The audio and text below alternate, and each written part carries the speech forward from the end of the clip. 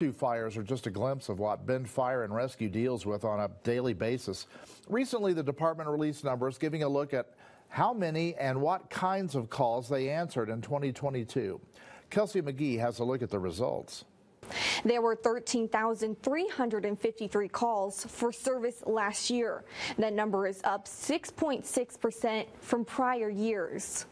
Firefighters work a 48-hour schedule, so they come to work and they're here for 2 days, and then they have 4 days off.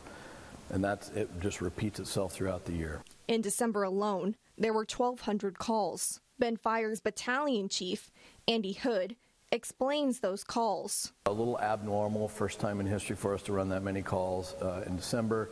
And I don't specifically know what happened then. Our community is growing, so every month I think has the potential to certainly increase our call volume. December was only the second time in history Bend Fire and Rescue has seen that volume of calls in a month. You know, it varies every day. You can get acute medical calls, so heart attacks, respiratory issues, any kind of severe medical issue. 83% of what Bend Fire does is EMS related.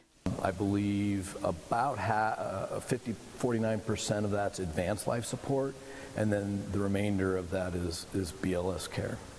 Basic life support issues involve people who fall and need to be transported, while winter brings weather challenges with snow and ice. Hood tells us it's not the busiest season for crews.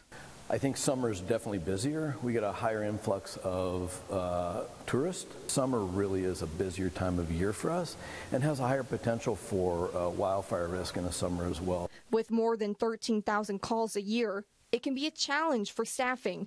Currently, there are at least 25 people on duty, and it's not uncommon to be right on the verge of being out of resources. Hood said the east and west stations are the busier ones. They both have an engine and a medic crew. Kelsey McGee, News Channel 21.